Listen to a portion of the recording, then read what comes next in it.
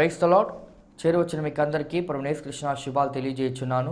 ఈ దినము కొరకు ఏర్పాటు చేయబడిన లేఖన భాగము అపోస్తుల కార్యములు 15వ అధ్యాయము 39వ వచనం. వారిలో తీవ్రమైన వాదము కలిగినందున వారు ఒకరిని ఒకడు విడిచి వెళ్ళిపోయి బర్నబ్బా మార్కును వెంట పెట్టుకొని ఓడ ఎక్కి కుప్రాకు వెళ్ళెను. Praise the Lord. దేవునికి స్తోత్రం. హల్లెలూయా, హల్లెలూయా, స్తోత్రం. మన ప్రభువును ప్రియరక్షకుడైనటువంటి యేసుక్రీస్తు దివ్యనామంలో దేవుని వాక్యం వినడానికి శ్రద్ధ కలిగి ఉన్న, దేవుని వాక్యాన్ని స్వీకరించడానికి సిద్ధపడిన, దేవుని వాక్యంలో విషయాలు తెలుసుకోవాలని, దాంట్లో దాగి ఉన్న మర్మాలను పట్టుకోవాలని, వెతికి దేవుని సేవకుడిస్తున్నప్పుడు వాడిని పట్టుకోవాలని ఆశిస్తున్నటువంటి ప్రభు బిడ్డలైన మీ అందరికీ ప్రత్యేకమైన వందనాలండి. దేవుని స్తోత్రం. Good morning, have a nice day. మీరందరూ క్షేమంగా ఉన్నారని నేను భావిస్తున్నాను. మీరందరూ క్షేమంగా ఉండాలి, మనం క్షేమంగా ఉండాలని దేవుని చిత్తం. కృపాక్షేమములు నా వెంట వచ్చును. కృపాక్షేమములు ప్రతి వారి వెంట రావాలి. అందరి వెంట రావు. క్రూరత్వం కలిగి, కఠినత్వం కలిగి, కనికరము లేకుండా ప్రవర్తించే వారి వెనకాల కృపాక్షేమాలు వచ్చే అవకాశం లేదు. కృపాక్షేమములు కలుసుకున్నాయి, కృపా సత్యములు కలుసుకున్నాయి అని కీర్తన గ్రంథంలో ఉన్న మాటలు. కృపాక్షేమాలు నువ్వు వెళ్తున్నప్పుడు నీ వెనకాల అదృశ్యంగా నీవు గుర్తించని విధంగా కృపాక్షేమాలు వస్తున్నాయి. నేను నడిచిన బాటలో నా జీవిత కాలములో అనేక సార్లు కృపాక్షేమము, కృపా సమృద్ధి అని చెప్పబడినట్లుగా కృపాను బట్టి కలిగిన క్షేమము, goodness and mercy shall follow me, everything shall be added unto you అని చెప్పన్నట్లుగా కృపాక్షేమములు నీ వెంట వచ్చును. 2024 సంవత్సరం వాగ్దానమేనా అని మీరు అంటారేమో. దేవుని స్తోత్రం. నేను వాగ్దానాలు ఇవ్వడం లేదు, నేను వాగ్దానాలు చేయడం లేదు. వాక్యమే వాగ్దానమై, అది మిమ్మల్ని వాగ్దాన రూపమైన వాక్యము అనేది బైబిల్లో. దేవుని స్తోత్రం. వాక్యానికి ఒక రూపం ఉంది, ఆ రూపమే వాగ్దాన రూపము. వాగ్దాన రూపమైన వాక్యము అని రాయబడింది, మామూలు వాక్యం కాదు. అనగా వాక్యం మొత్తం వాగ్దానం కాకపోయినప్పటికీ వాక్యములో ఉపదేశం ఉంది, వాగ్దానం ఉంది, హెచ్చరిక ఉంది, వేరు వేరు విషయాలు ఉన్నాయి, ప్రవచనం ఉంది. దేవుని స్తోత్రం. ప్రామిస్ ఏంటి, ప్రాఫెసీ ఏంటి, స్పిరిచువల్ టీచింగ్ ఏంటి అనేటువంటి విషయాల్ని మనం జాగ్రత్తగా ఆలోచించాలి. లేకపోతే అడ్మానిషన్, లేకపోతే వార్నింగ్ ఏంటి అనేది మనం తెలుసుకోగలిగి ఉండాలి. దేవుని స్తోత్రం. నిన్నటి ఎపిసోడ్లో మనం ఆలోచించిన విషయాలు వాక్యము, ప్రజలు. దేవుని స్తోత్రం. హల్లెలూయా. ఒక మాట చెప్పి నేను ముందుకు సాగుతాను. ఉజ్జీవ కూడిక, రివైవల్ మీటింగ్కి మిమ్మల్ని ప్రేమపూర్వకంగా ఆహ్వానిస్తున్నాం. మీరు మీ కుటుంబ సభ్యులందరూ ఖచ్చితంగా రండి. అంబేద్కర్ భవన్కి దగ్గరగా ఉన్నవాళ్ళు, అనగా సమీపంగా ఉన్నవాళ్ళు, ఆ ఎల్ఐసి ఆఫీస్ ఆ ఏరియాలో ఉన్నవాళ్ళు, ఆదర్శ్ నగర్లో ఉన్నవాళ్ళు, అంతేకాకుండా ఉమారెడ్డి గుంట్లో ఉన్నవాళ్ళు, పొదలకూరు రోడ్ సెంటర్ వాళ్ళు, లేక్యూ కాలనీ కావచ్చు, ఆయా ప్రాంతాల్లో ఉన్న వారందరికీ ప్రేమపూర్వకమైన ఆహ్వానం పలుకుతున్నాం. రండి. This is going to be a great blessing meeting. ఆశీర్వాదకరమైన మీటింగ్గా ఈ మీటింగ్ మారబోతుంది. ఈ మీటింగ్ గురించి మేము అనేక దినాలుగా ప్రార్థిస్తూ ఉన్నాం. ఈ ఉపవాస దినాల్లో కూడా మేము ప్రార్థిస్తూ ఉన్నాం. ప్రభువా, మీ కార్యాలు జరగాలి, మీ కార్యాలు జరగాలి. హబక్కూకు చెప్పినట్లుగా నీ సంవత్సరములు జరుగుచుండగా, సంవత్సరాలు ఎన్నైనప్పటికీ, సంవత్సరాల సంఖ్య అధికమైనప్పటికీ కూడా నీ కార్యాల సంఖ్య కూడా అధికం కావాలి. కానీ దేవుని కార్యాలు జరగాలని ఎక్స్పెక్టేషన్తో హీలింగ్స్, ప్రొఫెసీస్, రివైవల్స్, సాల్వేషన్స్ ఇటువంటి అన్నీ జరగడానికి ఒక వేడుకగా, వేడుక దైవికమైన వేడుక జరిగేటువంటి వేదికగా ఆ కూడిక ఉండాలనేది నా యొక్క ఉద్దేశం. హీ మస్ట్ ఇంక్రీజ్ అనేటువంటి మన టీవీ కార్యక్రమం తరపున, అనగా గిడియోన్ మిషన్ చర్చ్ తరపున ఏర్పాటు చేస్తున్నటువంటి ఈ కార్యక్రమంలో నేను వాక్య పరిచయం చేస్తాను. నాకు ముందు ఎవరైనా క్లుప్తంగా వాక్య పరిచయం చేసే అవకాశం కూడా ఉంది. కనుక కొంతమంది దైవజనులు ఇంచుమించు ఇక్కడ 4, 3, 7, 8 ఇంచుమించు 10, 12 మంది, 13 మంది సేవకుల యొక్క పేర్లు ఉన్నాయి. అందరం కలిసి చేస్తున్నటువంటి it's a team work. We are all working with the Holy Spirit. పరిశుద్ధాత్మతో కలిసి. ఇక్కడ ఉజ్జీవ కూడిక అనే దగ్గర ఒక ఫైర్ సింబల్ ఉంది. అగ్ని, మంటలు, ఆత్మ సంబంధమైన fire. Fire is a sign of God's presence. దైవ సాన్నిధ్యానికి పరిశుద్ధాత్మకు గుర్తు. పరిశుద్ధాత్మకు గుర్తు అవసరం లేదు, పరిశుద్ధాత్మ ఒక వ్యక్తి. కాబట్టి ఈ కూడికి మీకు తెలిసిన వాళ్ళని ఇంట్రడ్యూస్ చేయండి. ఎవరికైనా హీలింగ్ అవసరమైతే వాళ్ళని తీసుకొని రండి. ఎవరో స్వస్థతా వరం కలిగిన వాళ్ళు వస్తారు చేస్తారని కాదు. ఈ దేవుళ్ళందరూ చేతుల నుంచి ప్రార్థన చేస్తారు. ఒకవేళ మీకే చేతుల నుంచి ఎవరి మీదైనా చేతుల నుంచి ప్రార్థన చేయాలనిపిస్తే రండి, ముందు రండి. Brother, we want to lay hands upon sick people అన్నప్పుడు మీరు ముందుకు రండి. మాతో కలిసి మీరు చేతుల నుంచి ప్రార్థన చేయొచ్చు. అందరం కలిసి చేద్దాం మినిస్ట్రీ. ఈ మీటింగ్ అందరం కలిసి చేద్దాం. అందరూ కలిసి ప్రసంగం చేయలేరు కనుక దేవుని సేవకునిగా నేను ఒక్కడే బోధిస్తాను. ప్రైజ్ అండ్ వర్షిప్ జరుగుతుంది. దీంట్లో యంగ్ అండ్ ఓల్డ్ అందరూ దేవుజనులు అందరూ ఉన్నారు. వీళ్ళందరితో కూడుకున్నటువంటి ఒక కార్యక్రమం. ఇట్స్ ఏ గుడ్ ఈవెంట్ కనుక మిమ్మల్ని మీ ఫ్యామిలీ మెంబర్స్ని డోంట్ మిస్. మీ క్యాలెండర్స్లో సండే దాన్ని టిక్ చేసుకోండి. సండే ఈవినింగ్ వెళ్ళాలి అని చెప్పండి. ఇప్పుడు ఫోన్లో ప్రోగ్రామ్ సెట్ చేసుకునే ఆప్షన్ ఉంది. ఆ రిమైండర్ ఇచ్చేటువంటి ఒక ఆప్షన్ ఉంది. ఒక 5:30కి రిమైండర్ పెట్టుకోండి, ప్రోగ్రామ్ అట్ అంబేద్కర్ భవన్ అని. దేవుని స్తోత్రం, హల్లెలూయా. మంచి పాటలు, ఆర్కెస్ట్రా ఇవన్నీ ఉన్నాయి కనుక మిమ్మల్ని ప్రేమపూర్వకంగా ఆహ్వానిస్తున్నాం. రండి, డోంట్ మిస్. దేవుని స్తోత్రం, హల్లెలూయా. ఈ సమయంలో మనం ఆలోచిస్తున్న మాటలు వాక్యము మరియు ప్రజలు. వాక్యము వేరు, ప్రజలు వేరు అన్నట్టుగా ఉండకూడదు. వాక్యానికి సమాంతరంగా ప్రజలు వెళ్ళాలి. వాక్యం యొక్క ట్రాక్ తప్పిన ప్రజలుగా కాదు. ఒకటి, వాక్యము ఏ ఏ నేలల్లో పడిందో వాక్య విత్తనాలు, వాక్య బీజాలు సేవకులుగా పౌలు బర్నబాలు చల్లినప్పుడు లాస్ట్ మిషనరీ ట్రిప్లో అనగా ఫస్ట్ మిషనరీ ట్రిప్లో అనగా ప్రీవియస్ మిషనరీ ట్రిప్లో ఎక్కడ పడ్డాయని చూద్దామని పౌలు యొక్క ఆశ. మనం చేసిన పని దేవుడు చూసుకుంటాడులేండి, దాన్ని మళ్ళీ మనం పోయి చేయడం ఎందుకు, మనం ఏలు పెట్టడం ఎందుకు, మనం ఇంటర్ఫేర్ చేయడం, దేవుని కార్యాలు దేవుడు చూసుకుంటాడు కదా అని బర్నబా కామ్గా కూల్గా ఉన్నప్పుడు, నో, అది కరెక్ట్ కాదు. We want to do some follow up work. Evangelism work ఎవాంజలిస్టిక్గా జరిగింది మొదటి మిషనరీ జర్నీ. కానీ 2-3 మిషనరీ జర్నీస్ ఎవాంజలిస్టిక్గా జరగలేదు. అనగా ఎవాంజలిజం చేయలేదంటే ఎవాంజలిజం చేశారు. 2వ మిషనరీ జర్నీలో డిజైపుల్షిప్ కూడా జరిగింది. ఎవాంజలిజం, డిజైపుల్షిప్ కలిసి జరిగితే అది మినిస్ట్రీగా ముందుకు సాగుతుంది. దేవుని స్తోత్రం, హల్లెలూయా. అనగా సువార్థీకరణ, శిష్యత్వపు అనుభవము 2 కలిసి జరుగుతున్నట్లయితే ఆ సేవ అద్భుతంగా మారుతుందని చెప్పడం నా మాటల యొక్క ఉద్దేశం. చెక్ చేద్దాం. Let's go and check how the people are, how the brothers are sisters are the disciples are అనేది పౌలు యొక్క వాదన. ఎస్, గుడ్ ఐడియా బ్రదర్, నాకు ఈ థాట్ రాలేదే అని బర్నబాకి ఇప్పించాడు. నువ్వు జూనియర్వి, నువ్వేంటి నాకు సలహాలు ఇచ్చేది, ఐఎమ్ ఏ సీనియర్ అని బర్నబా రిజెక్ట్ చేయలేదు. సీనియారిటీ జూనియారిటీ అనేది లేదు సేవలో, ఆత్మీయ జీవితంలో. 2వ విషయాన్ని నేను మీకు జ్ఞాపకం చేస్తాను. వాక్యము యొక్క పరిశీలన జరుగుతుందా? ఆ రోజు ఏదో మీరు చెప్పారండి, విన్నాం, అయిపోయింది. అప్పటితో మీటింగ్ గ్రౌండ్ దాటి వచ్చాము, లేకపోతే ఆ సునగోగు దాటి వచ్చాము, సమాజ మందిని దాటి వచ్చాము, అవి మర్చిపోతాం. మాకెక్కడ ఉంటాయి? ఒక చెవితో విని ఒక చెవితో వదిలేసే వాళ్ళం అన్నట్టుగా వాళ్ళు మాట్లాడలేదు. వాళ్ళు సెర్చ్ చేయాలి. బెరయలోని క్రిస్టియన్స్ లాగా, బెరయలోని క్రైస్తవులు అంటున్నప్పుడు మొదటి శతాబ్దంలోని మిగతా సంఘాల క్రైస్తవులకి వాళ్ళు ప్రతినిధులు. ఈ రోజుల్లో కూడా బెరయన్ క్రిస్టియన్స్ అని మనకు పేరు లేకపోయినా, బెరయన్ చర్చ్ అని మనకు పేరు లేకపోయినా, బెరయన్ ఫెలోషిప్ అని లేకపోయినా, వీఆర్ లైక్ బెరయన్ పీపుల్. ఆ బెరయ అనే ప్రదేశానికి మనకేదో సంబంధం ఉంది కానీ కాదు అర్థం. We should have that experience. గ్రంథాన్ని, బైబిల్ని ఎక్కడో పెట్టేసి మళ్ళీ ఆదివారం దుమ్ము దులుపుకొని మళ్ళీ తీసుకొని పోయేటువంటి వాళ్ళు కాదు. అప్పుడప్పుడు ఈ గ్రంథాన్ని తెరిచి పరిశీలిస్తూ, కొంతమంది యవనస్తులు అడుగుతుంటే, వాక్యం చదివావా, ఈరోజు ఏం చదివావు, నిన్న చదివావా, మొన్న చదివావా అని అడుగుతుంటా నేను. వాళ్ళకి వాడేటువంటి వీడియో గేమ్స్, వాళ్ళకి చూసేటువంటి ఫేస్బుక్లు, చూసేటువంటి ఇన్స్టాగ్రాములో, లేకపోతే షేర్ చాట్లు, స్నాప్ చాట్లు, ఇలా రకరకాల ఉన్నాయి కదా, అవన్నీ ఇంపార్టెంట్ అయిపోయింది వాళ్ళకి.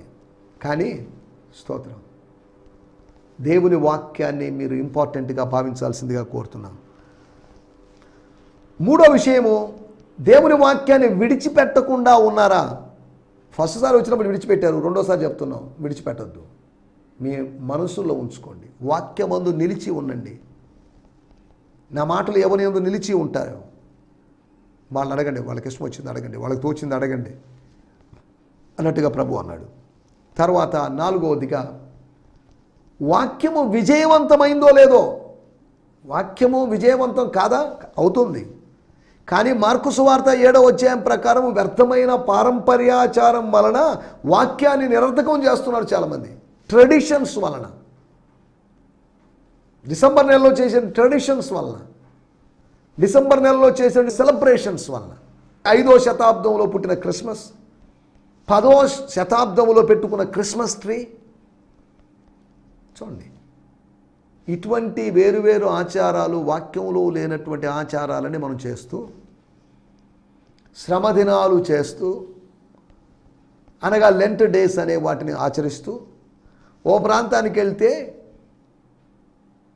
ఏమా ఈరోజు భోంచేయని అని అడిగితే లేదండి ఈరోజు చేయమండి అని. అని అడిగాను నేను. అడిగితే ఈ మోషే ఉపవాస దినాలండి. అరే మోషే ఉపవాసం ఉన్నాడు కాబట్టి మోషేతో మనకేం పని? మోషే కన్నా శ్రేష్ఠుడైన ప్రభువునే కదా మనం ఆరాధించేది. మోషేతో మనకేం పని? మోషే ఏదో సంస్థ వాళ్ళు, నేను పేరు చెప్పడం లేదు ఇప్పుడు, వాళ్ళు మోషే ఉపవాస దినాలు చేస్తున్నారు.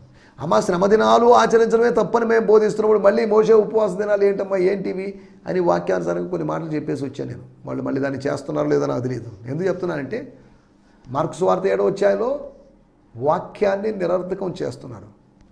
వాక్యము సాంప్రదాయం, వ్యర్థమైనటువంటి సాంప్రదాయము, పారంపర్యాచారము కలిసి నడవలేవు.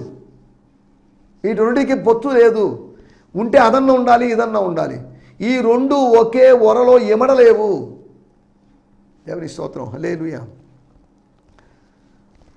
కాబట్టి వాక్యము వినిన వారితో విశ్వాసం కలిగిన వారై సహవాసం చేయలేదు, లేకపోతే కలిసి ఉండలేదు, దానివల్ల వాక్యము ఫెయిల్ అయిపోయింది అన్నటువంటి అభిప్రాయం మనం అక్కడ చూడగలుగుతున్నాం. సరే, దేవుని స్తోత్రం, హల్లెలూయా. వాక్యము మరియు ప్రజలు, వింటున్న ప్రజలు ఏం వింటున్నారు? వింటున్నది అది మీకు విశ్వాసంగా మారుతుంది. తింటున్నది మీకు ఆరోగ్యంగానో బలంగా మారుతున్నట్లుగా వింటున్నది మీ ఆత్మీయ జీవితానికి ఆరోగ్యాన్ని, బలాన్ని చేకూరుస్తుంది. కాబట్టి ఏదంటే అది వినొద్దు. ఈ మధ్యకాలంలో ఒక పాస్టర్ గారు చెప్పారు, నేను మొదట్లో ఒక ఆయన ప్రసంగాలు వింటున్నాను, ఒక 6-7 సంవత్సరాలు విన్నాను, తర్వాత విన్నాను లేదండి, ఏదో మారిపోయాడండి, బోధ మారిందండి, ఏదో కార్పొరేట్ సేవకుల్లాగా డబ్బులు వెనకాల పోయేటువంటి గ్యాంగ్ ఉంది, గ్రూప్ ఉంది, వాళ్ళలాగా బోధిస్తున్నారు అన్నట్టుగా మాట్లాడాడు. నువ్వు చెప్పింది కరెక్టే, నేను మొదట్లో అలాగా ఆయన మాటలు చెప్పే మాటలు కొన్ని దినాలు విన్నాను. తర్వాత he's teaching some false things, some prosperity gospel అని అనిపించింది. సత్యాన్ని బోధించేవాళ్ళు కావాలి, సత్యాన్ని సత్యంగా బోధించేవాళ్ళు కావాలి. సత్యానికి ఏదో కలిపి దాన్ని సజలీకరం చేసి దాన్ని డైల్యూట్ చేసేవాళ్ళు కాదు మనకు కావాల్సింది. దీనికి కలిపేవాళ్ళు కాదు మనకు కావాల్సింది. దీనిలోంచి ఏదో తీసేసేవాళ్ళు కాదు, ఉన్నది ఉన్నట్టుగా బోధించేవాళ్ళు మనకు కావాలి.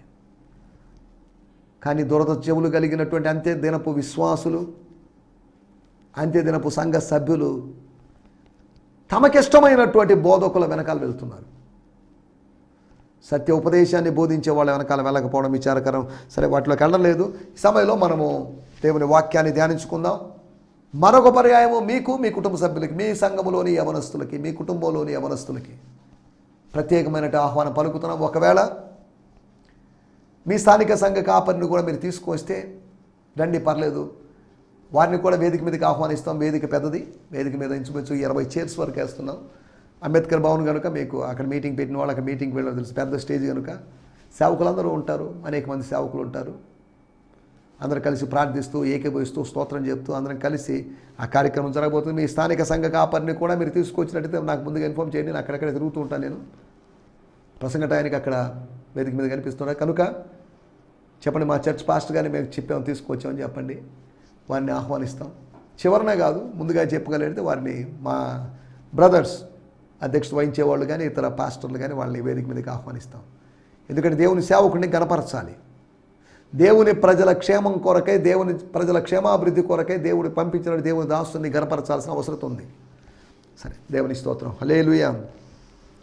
ఈ సమయంలో మనం దేవుని వాక్యాన్ని ధ్యానించుకుందాం. మన ధ్యానం నిమిత్తమై it's book of acts 15th chapter verse 39. మన ధ్యానం నిమిత్తమై అపోస్తుల కార్యములు 15వ అధ్యాయము 39వ వచనం. వారిలో తీవ్రమైన వాదము కలిగినందున వారు ఒకరినొకడు విడిచి వేరైపోయి దేవుని స్తోత్రం. బర్నబా మార్కును వెంటబెట్టుకొని ఓడ ఎక్కి కుప్రాకు వెళ్ళెను. చదువుతున్న అన్నమాట 39వ వచనం. It become a heated argument. వాడొక భాషలో కూడా చదువుకుందాం. It become a heated argument. ఒక ఆర్గ్యుమెంట్ ఒకటి వచ్చింది 15వ అధ్యాయం స్టార్టింగ్లో. ఇప్పుడు ఒక ఆర్గ్యుమెంట్ వచ్చింది. మొదటి argument it's a negative argument, this is a positive argument. అవి రెండు, అది స్ట్రాంగ్ ఇష్యూ, ఇది ఒక లైట్ ఇష్యూ లాగా ఉంది. ఇక్కడ డివిజన్ జరిగింది, అక్కడ కేవలం వాళ్ళు డిస్టెన్స్ అయిపోయారు. వాళ్ళు చాలా ఫార్గా దూరానికి వెళ్ళినట్టు అనుభవం కలిగింది. నేను చదువుతున్నాను. And it become a heated argument అనగా వేడివేడిగా వాడివాడిగా సాగినటువంటి వాదంలాగా ఉంది. A disagreement so sharp that they parted from each other. Barnabas took Mark and sailed to Cyprus, and Paul chose Silas as his partner. దేవుని స్తోత్రం. వాడుక భాషలో చదువుకుందాం. స్తోత్రం. వాళ్ళిద్దరి మధ్యలో తీవ్రమైన స్పర్ధ కలగడం వల్ల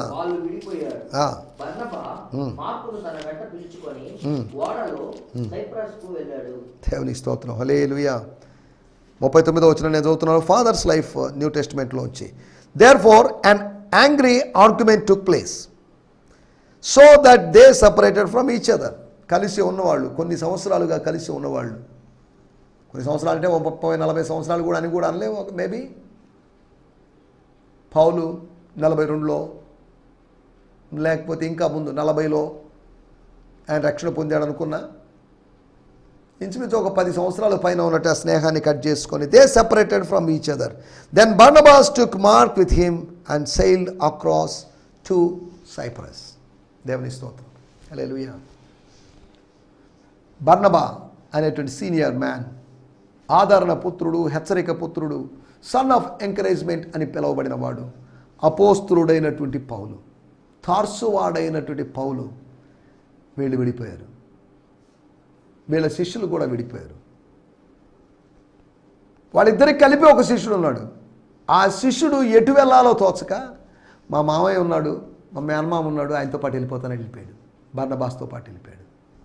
బంధుప్రీతికి అవకాశం లేకుండా, తనకంటూ మేనల్లుడు ఎవరు లేరు కనుక, ఉన్నారో లేదో మరి తెలియదు, ఉండింటారు.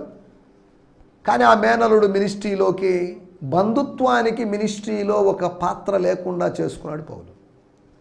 ఆత్మీయ బంధుత్వానికే సేవలో ప్రాధాన్యత ఉండాలి. దేవుని స్తోత్రం. హల్లెలూయా. మన వాళ్ళకే మనం అవకాశాలు కల్పిస్తూ ఉంటే బయట వాళ్ళకి మనం అవకాశం కల్పించే అవకాశం లేదు. ఎంతసేపటికి పాస్టర్ గారు, ఆయన కొడుకు, ఆయన కూతురు, ఆయన అల్లుడు మాత్రమేనా? ఇక పాడగలిగిన వాళ్ళు లేరా? ఆడగలిగిన వాళ్ళు లేరా? మాట్లాడగలిగిన వాళ్ళు లేరా? వెళ్ళగలిగిన వాళ్ళు లేరా? ఒక కార్పొరేట్ పాస్టర్ ఆయన కొడుకునే డెవలప్ చేసుకుంటాడు. ఒక ఆయన ఉన్నాడు, ఆయన 3 కొడుకులుంటే 3 నగరాలు పెట్టేసుకున్నాడు. భౌతికమైన కుమారులను పెట్టుకున్నట్టుగా ఆత్మీయ కుమారులు ఎవరు లేవనెత్తలేకపోయారు. మళ్ళీ టీవీ ప్రసంగికులే వీళ్ళు, పాపులర్ అయిన వాళ్ళే, పుస్తకాలు రాసిన వాళ్ళే, ఒక పెద్ద సేవ చేసిన వాళ్ళే, వాళ్ళు పెద్ద దేవజనులుగా భావిస్తుంది లోకం. వీళ్ళు కుమారులను లేవనెత్తలేకపోయారు, తిమోతీలను తయారు చేయలేకపోయారు, జాషువాలను తయారు చేయలేకపోయారు, ఎలీషాలను తయారు చేయలేకపోయారు. భౌతికమైన కుమారుణ్ణి నీ ప్లేస్లో పెట్టడం అది పెద్ద విషయమేం కాదు. కానీ ఒక నీకు సంబంధం లేనటువంటి ఒక వ్యక్తిని, ఒక ఆత్మీయ కుమారుణ్ణి తీసుకొని నీ ఆత్మీయ పరిచయలో భౌతికమైన ఆశీర్వాదాలు అనుభవించినట్లుగా పెట్టడం అనేది అదొక ఇట్స్ సాక్రిఫైసల్. దేవుని స్తోత్రం. హల్లెలూయా. మనం ఇక్కడ ఆలోచిస్తున్న మాట, మన టైటిల్ విభజన, డివిజన్. ఈ మాట చెప్పినప్పుడు, వీళ్ళిద్దరు విడిపోయారు అని చెప్పినప్పుడు ఆదికాండం 13వ అధ్యాయం 11వ వచనంలో మనం గమనిస్తే, కొంతకాలము కలిసి ఉన్నటువంటి అబ్రహాము, లోతు విడిపోయారు. కొంతకాలం కలిసి ఉన్నారు. అబ్రహాము యొక్క జీవన విధానాన్ని, అబ్రహాము యొక్క విధానాన్ని పరిశీలించి అబ్రహాములాగా మారాలి, స్పిరిట్ ఆఫ్ అబ్రహాము కలిగిన వాడై ఉండొచ్చు లోతు. అబ్రహాము లేకుండా బ్రతకలేకపోయిన వాడు ఒకప్పుడు, కానీ ఇప్పుడు అబ్రహాములాగా బతకగలిగిన వాడు. కానీ దేవుని విషయంలో అలా లేదు. దేవునికి దూరమై మనం ఏం చేయలేం, విజయం సాధించలేము. ఆయనకు వేరుగా ఉండి మనం ఏం చేయలేము. స్తోత్రం, హల్లెలూయా. వారిద్దరూ వేరైపోయారు. వేరైపోయిన తర్వాత దేవుడు అబ్రహాముతో మాట్లాడాడు. లోతుతో మాట్లాడలేదు మరి తెలీదు. 19వ అధ్యాయంలో దేవుడు తన దూతలను పంపించి లోతు కుటుంబానికి దేవుడు కలుగు చేసినటువంటి విడుదల గురించి మనం చదువుకుంటున్నాం. వాళ్ళిద్దరూ వేరైపోయారు. స్తోత్రం. కొన్ని స్నేహాలు కొంతవరకే, కొన్ని బంధాలు కొంతవరకే. అబ్రహాము కుమారుడు అబ్రహాము యొక్క దాసులు కలిసి ప్రయాణం చేశారు. కుమారుడు కొండ మీదకి వెళ్ళాడు, దాసులు కింద ఉండిపోయారు. కుమారుని మరి ఎక్కువ దూరం తీసుకొని వెళ్ళొచ్చు, కానీ దాసుల్ని ఎక్కువ దూరం తీసుకొని వెళ్ళలేము. 12 మందిని తోట వరకు తీసుకొని వచ్చాడు, 9 మందిని దూరంగా పెట్టి మరి 3 తనతో కూడా ఇంకాస్త దూరం తీసుకుని వెళ్ళి ఆ 3 కూడా దూరం చేసి కాస్త దూరం రాతివేత దూరంలో ఉంచి తాను వాళ్ళకి కాస్త ముందు వెళ్ళి ప్రార్థనలో గలిపాడు. రండి మనం 3 కలిసి ప్రార్థన చేద్దాం. మీ 3 నేను 4 కలిసి ప్రార్థన చేస్తున్నప్పుడు 5వ వాడుగా ఆయన ప్రత్యక్షం అవుతాడని చెప్పలేదు. మీ ప్రార్థన మీదే, నా ప్రార్థన నాదే. ప్రార్థన కలిసి చేయొచ్చు, అదే సమయంలో ప్రార్థన వ్యక్తిగతమైనది. We can do a corporate prayer, but prayer is individual activity అనే సంగతిని మనం మర్చిపోవద్దు. దేవుని స్తోత్రం. టీవీలో ఒక ప్రకటన వస్తుంది, మరక మంచిదే అని. మరక ఎందుకు మంచిది అని వాళ్ళు చెప్తున్నారు, ఎందుకు సమర్థిస్తున్నారంటే మరకే లేకపోతే వాళ్ళ యొక్క ఉత్పత్తి యొక్క అవసరత లేదు, వాళ్ళ యొక్క ప్రొడక్షన్ అవసరత లేదు, వాళ్ళ యొక్క వాషింగ్ పౌడర్ యొక్క అవసరత లేదు, వాళ్ళ యొక్క డిటర్జెంట్ యొక్క అవసరత లేదు. అందుకే మరక ఉంటే ఉన్నది, మరక మంచిదేగా. మరకను మేము మాయం చేస్తాం, మా పొడి మాయం చేస్తే, మా లిక్విడ్ మాయం చేస్తే, మా సోప్ మాయం చేస్తుంది అనేది వాళ్ళ యొక్క వాదన, వాళ్ళ యొక్క ప్రకటన. మరక మంచిదే, ఆత్మ సంబంధంగా కాదు. ఆత్మ సంబంధంగా మరకలు మంచివి కాదు, ముడతలు మంచివి కాదు, డాగులు మంచివి కాదు, కళంకం ఏదైనా మంచిది కాదు. కానీ యేసు రక్తం ఉంది, ఏ కళంకానైనా, ఏ డాగునైనా, ముడతనైనా సరిచేయగలిగింది. దేవుని స్తోత్రం, హల్లెలూయా. మనం ఆలోచిస్తున్న విషయాలు, విభజన మంచిదే, కానీ అది దైవికమైన ఉద్దేశం ప్రకారం వేరైపోతే ఓకే. ఒక పెద్ద సంస్థలోంచి విడిపోయి చిన్న సంస్థలు తయారవుతున్నాయి. మంచిదే, ఒక పెద్ద సంస్థ మాత్రమే ఉండి కొంత పరిచర్య చేయగలదు. దానిలోంచి వేరై వచ్చిన వాళ్ళు, దాని పిలకలుగా బ్రాంచెస్గా వెళ్ళిన వాళ్ళు మరింత ఎక్కువ పని చేయగలుగుతున్నారు. నేను ఇంతకుముందు చెప్పినట్టుగా అబ్రహాములాగా మారాలనుకుని అబ్రహాములాగా మారుతూ అబ్రహాము నుంచి వేరైనప్పుడు అబ్రహాములాగా బతకగలిగిన వాడు. దేవుని స్తోత్రం, హల్లెలూయా. విభజన మంచిదే. దేవుని వాక్యంలో రాయబడింది, 1 కొరింథీయులకు రాసిన పత్రిక 11వ అధ్యాయంలో, మీలో యోగ్యుడైన వాడు ఎవరో కనబడు నిమిత్తం మీలో భిన్నాభిప్రాయములు ఉండక తప్పదు, భేదాభిప్రాయములు ఉండక తప్పదు. వస్తుంటాయి, ఎందుకు వచ్చాయని బాధపడాల్సిన అవసరం లేదు. ఆ మాట చదువుతున్నాను, 1 కొరింథీయులకు రాసిన పత్రిక 11వ అధ్యాయము 19వ వచనం. మీలో యోగ్యులైన వారెవరో కనబడినప్పుడు అయోగ్యులైన వారెవరో తెలిసిపోతుంది. మీలో భిన్నాభిప్రాయములు ఉండాల్సిందే అని అంటుంది. ఏకాభిప్రాయాలు లేవు, ఏకాభిప్రాయం రావాలి. దేవునికి స్తోత్రం. ఏకాభిప్రాయాన్ని దేవుడు తీసుకొని రాబోతున్నందుకు దేవునికి స్తోత్రం. భిన్నాభిప్రాయాలు కలుగజేసి, భిన్నాభిప్రాయాలకు అనుమతించి యోగ్యుడైన వాడిని బయట పెడుతున్నాడే, స్టాండప్ ద వర్ది వన్ అంటున్నాడే, దాన్ని బట్టి దేవునికి స్తోత్రం, దేవునికి స్తోత్రం. విభజన గురించి 4 విషయాలు నేను మీకు జ్ఞాపకం చేస్తాను.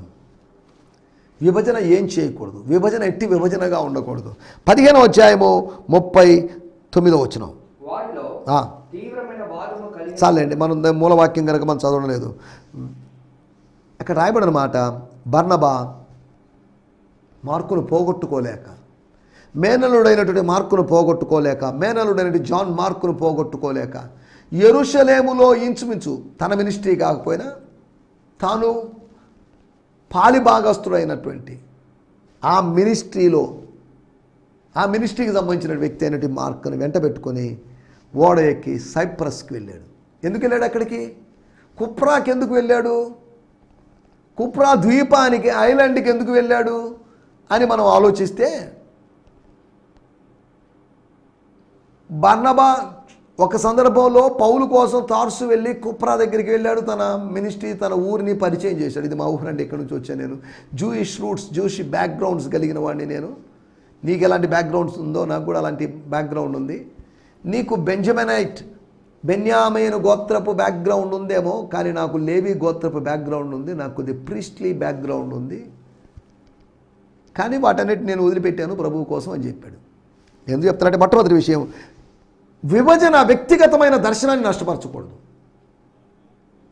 కుప్రాకి వెళ్ళాలి, కుప్రాలో మినిస్ట్రీ చేయాలి. My own ministry, my own place, my native place should be saved అనేటువంటి దర్శనాన్ని కలిగి ఉన్నాడు అతను. అందుకోసమే వెళ్ళడం అక్కడికి వెళ్ళిపోయాడు. లాస్ట్ టైం మేము కవర్ చేసిన కొన్ని ప్రదేశాలకు వెళ్దాం అనుకున్నారు, కానీ వెళ్ళలేకపోయారు. బర్నబా అకస్మాత్తుగా మార్కును పిలిచి మార్కుని టీంలో చేర్చుకున్నాడు. రెండో విషయం 15వ అధ్యాయము 38వ వచనం. అయితే పౌలు పంఫిలియాలో పని కొరకు తమతో కూడా రాక తమ్ముని విడిచిన వానిని వెంట పెట్టుకొని పోవుట యుక్తము కాదు అనేది పౌలు యొక్క వాదన. యుక్తమే అను బర్నబా వాదన. రెండు వాదాల మధ్యలో ఎవరు గెలిచారు, ఎవరు కరెక్టు, ఎవరు తప్పు అనే విషయాల్లోకి వెళ్ళడం లేదు. కానీ వ్యక్తిగతమైనటువంటి బంధాలను నష్టపరచకూడదు. విభజన అనేది వ్యక్తిగతమైన దర్శనాన్ని నష్టపరచకూడదు. విభజన అనేది వ్యక్తిగతమైన బంధాలను నష్టపరచకూడదు. మూడో విషయాన్ని నేను మీకు జ్ఞాపకం చేస్తాను. అపోస్తుల కార్యములు 16వ అధ్యాయము 3వ వచనం. అనగా తిమోతి తనతో కూడా బయలుదేరి రావాలని పౌలు కోరాడు, ఇష్టపడ్డాడు. అతని తండ్రి గ్రీసు దేశస్థుడని ఆ ప్రదేశంలోని యూదులకందరికీ తెలియను గనుక వారిని బట్టి అతన్ని తీసుకొని సున్నతి చేయించాడు. చాలండి, సున్నతి అనేది మన పాయింట్ కాదు. మనం ఆలోచిస్తున్నమాట తిమోతిని తీసుకుని వెళ్ళాడు అని చెప్తున్నమాట. వ్యక్తులను మనం నష్టపరుచుకోకుండా, కొత్త వ్యక్తులను నష్టపరుచుకోకుండా ఉండాలి. మన విభజనను బట్టి, విభజన జరిగినప్పటికీ కూడా వ్యక్తులను సంపాదించుకునేటువంటి అనుభవం మనకు ఉండాలి. నాలుగో విషయం, అపోస్తుల కార్యములు 16వ అధ్యాయము 6వ వచనం. ఆసియాలో వాక్యము చెప్పకూడదని పరిశుద్ధాత్మ వారిని ఆటంకపరిచినందున పరిశుద్ధాత్ముడు వారిని ఆటంకపరిచాడు. ఆసియాలో వాక్యం చెప్పకూడదు. వెనకాల ఒక టీం ఉంది, ఆ టీం కవర్ చేయొచ్చు. ఏ టీం వెళ్ళకపోతే బి టీం వెళ్తుంది, బి టీం వెళ్ళకపోతే ఏ టీం వెళ్తుంది అన్నట్టుగా అనమాట. అంటే నా మాటల యొక్క ఉద్దేశం, వ్యక్తిగతమైన నడిపింపును నష్టపరుచుకోకూడదు. అనవసరంగా కలిసి ఉన్న విడిపోయి మీకు ఎందుకు ఈ తలనొప్పులు అని వెక్స్ కాకుండా, డిప్రెషన్కి గురి కాకుండా, బర్నబా లేకపోతే మాత్రం ఏంటి, భగవంతుడు ఉన్నాడు కదా, పౌలు లేకపోతే ఏమి, ప్రభు ఉన్నాడు కదా అనే దృక్పథంలో వాళ్ళు ముందుకు సాగారు. వాళ్ళకు ఒక స్పిరిట్ గైడెన్స్ ఉంది. వాళ్ళని పరిశుద్ధాత్ముడు ఆటంకపరిచాడు, వాళ్ళని వెళ్ళనివ్వలేదు, అయినప్పటికీ దే హ్యావ్ గైడెన్స్. కాబట్టి విభజన ఆత్మ సంబంధమైనదిగా ఉండాలని, ఆత్మ సంబంధమైన పరిచయ వృద్ధి కొరకు మన విభజన సహకరించే విధంగా ఉండాలని, అట్టి విభజన ప్రభు ద్వారా జరగబడితే మంచిదని, అట్టి విభజన అనుభవంలో మనం ముందుకు సాగడానికి ప్రభు మనకు సహాయం చేయను గాక. ఆమేన్. హల్లెలూయా. హల్లెలూయా. ఈ సందేశము మీకు ఆశీర్వాదకరంగా ఉందని నమ్ముచున్నాము. ప్రార్థనా అవసరతల కొరకు మమ్మల్ని సంప్రదించవలసిన మా చిరునామా గిద్యోన్ మిషన్ చర్చ్, 6వ వీధి, శాంతినగర్, నెల్లూరు 4, ఆంధ్రప్రదేశ్. పిన్ 524004. మా ఫోన్ నంబర్లు 7036443613 మరి ఒక నంబర్ 9392293010. మా ఈమెయిల్ ఐడి gfihmi2015@gmail.com. దేవుడు మిమ్మును ఆశీర్వదించునుగాక. ఆమేన్.